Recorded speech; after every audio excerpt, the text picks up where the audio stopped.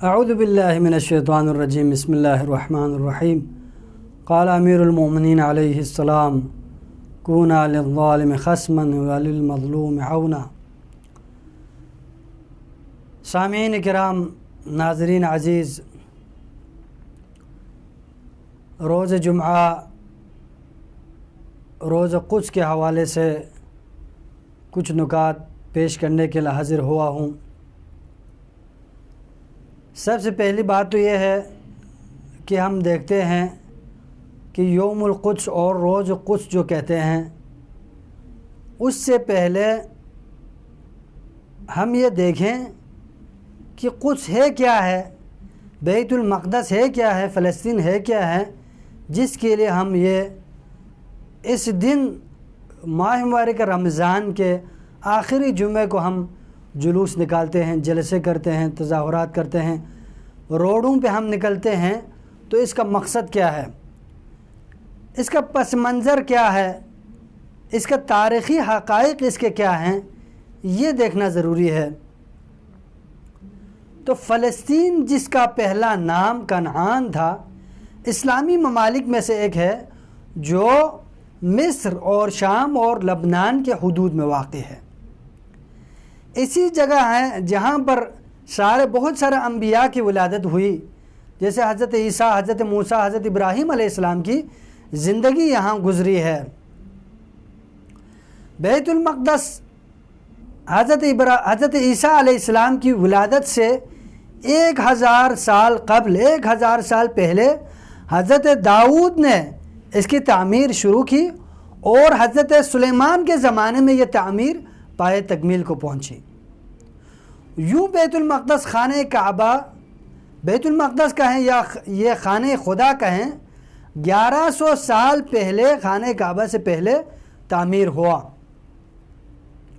اور حضرت ابراہیم علیہ السلام نے حضرت عیسیٰ کی ولادت سے 970 سال پہلے اس کی تعمیر شروع کی اور اس کی تعمیر کی۔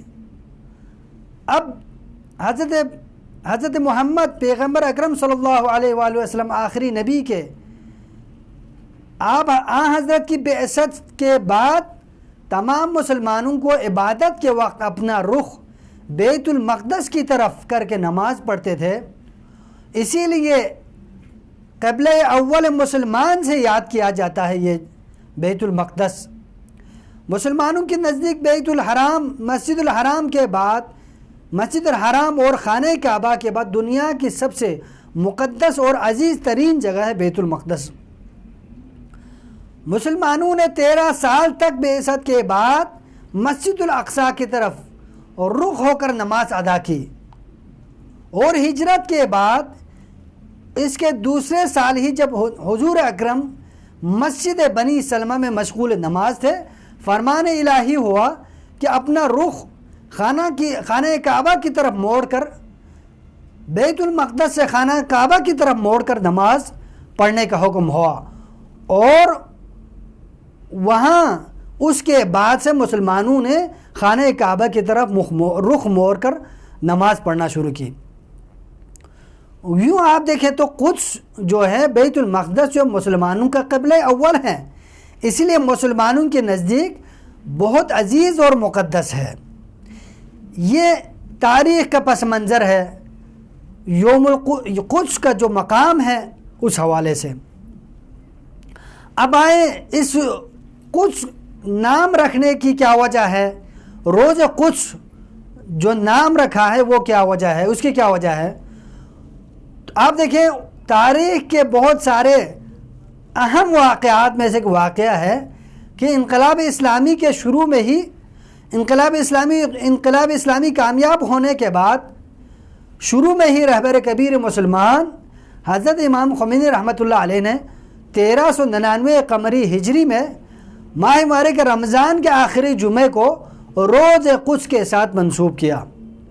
اب اس دن کے بعد سے آج تک مسلمان، پوری دنیا میں رہنے والے مسلمان، چاہے مسلم ممالک میں ہو چاہے غیر مسلم ممالک میں ہو، اس دن کو قدس کے نام سے یاد کرتے ہیں، اور نماز جمعہ سے پہلے یا نماز جمعہ کے بعد تمام اپنے علاقوں میں، اپنے ملکوں میں، اپنے شہروں میں مرکزی جگہوں سے جلوس نکالتے ہیں اور جلسے کی شکل میں، احتجاج کی شکل میں، مظاہرے کی شکل میں، وہ مقدس جگہ جس قابض نے، جس اسرائیل نے قبضہ کیا ہے اس کے خلاف نعرے لگاتے ہیں، شعار بلند کرتے ہیں. یہ ظلم ہے، ظلم برداشت نہیں ہو سکتا ہے. اس ظلم کے خلاف مسلمان آواز بلند کرتے ہیں. آپ دیکھیں تو امام خمینی رحمۃ اللہ علیہ نے یہ مسلمانوں کو بتایا، یہ انقلاب اور یہ امام اور یہ مسلمانوں کی آواز ایک ملک سے محدود نہیں ہے، ایک علاقے سے محدود نہیں ہے، ایک سرحد سے محدود نہیں ہے، ایک بارڈر سے محدود نہیں ہے، بلکہ مسلمانوں کو چاہیے مسلمان جس جگہ پر ہیں، جس ملک میں ہیں، جس شہر میں ہیں، ان تمام مسلمانوں کی فکر کرنا ضروری ہے. امام نے ہمیں یہ بتایا، امام خمینی رحمۃ اللہ علیہ نے یہ بتایا کہ مسلمانوں کو ایک دوسرے کے فکر میں ہونا چاہیے. ایک دوسرے پر ظلم اگر ہو جائیں تو آواز بلند کرنا مسلمانوں کی ذمہ داری ہے. امام نے یہ بتایا روز قدس یہ ہے. اب ہماری ذمہ داری یہ ہے کہ اس روز قدس میں جمعے کے دن، جمعے سے پہلے یا جمعہ کے بعد، ان تمام ظالم اور یہودیوں اور اسرائیلیوں کے خلاف جو فلسطین پر قبضہ کیا ہوا ہے، جو اس بیت المقدس پر، جو مقدس جگہ پر قبضہ کیا ہوا ہے، جو جہاں پر رہنے والے مسلمانوں پر ظلم و بربریت کا بازار گرم کر کے رکھا ہے، ان کے خلاف آواز بلند کرنا ضروری ہے. آپ دیکھیں تو یہ روز قدس ہے. روز قدس وہ دن ہے جس دن تمام منافقین اور متحدین کے درمیان پیمان ہو سکے. متحدین اس دن کو قدس کے دن سے قدس کا دن سمجھتے ہیں اور اپنے وظیفے پر عمل کرتے ہوئے روڈوں پر نکلتے ہیں، احتجاج کرتے ہیں. لیکن منافقین، وہ لوگ جو بڑی طاقتوں کے ساتھ روابط رکھتے ہیں، وہ کیا کہتے ہیں؟ وہ اسرائیل کے ساتھ دوستی رکھنا چاہتے ہیں. وہ احتجاج اور مظاہرات اور روڈوں پہ جلوس اور جلسے نکالنے سے روکتے ہیں. وہ دن ہے. اور اسی طرح روز قدس وہ دن ہے غریب اور کمزور ملتوں کی سرنوشت اور تقدیر معین ہونے کا دن ہے. اور اسی طرح روز قدس کمزور ملتوں کو چاہیے طاقتور اور مستکبرین کے سامنے اپنے وجود کا اعلان کرے. اپنے وجود کا اعلان کرنے کا دن ہے روز قدس. اب یہ ہماری ذمہ داری ہے، تمام مسلمانوں کی ذمہ داری ہے اپنے وجود کا اظہار کرے. تمام مستکبرین، تمام ظالمین، تمام جابر، تمام طاغوت کے خلاف نعرہ لگانے کے لیے، ان کے خلاف آواز بلند کرنے کے لیے روڈوں پہ آنا، جلوسوں میں شرکت کرنا، تظاہرات میں شرکت کرنا ہماری ذمہ داری ہے. والسلام علیکم ورحمۃ اللہ وبرکاتہ.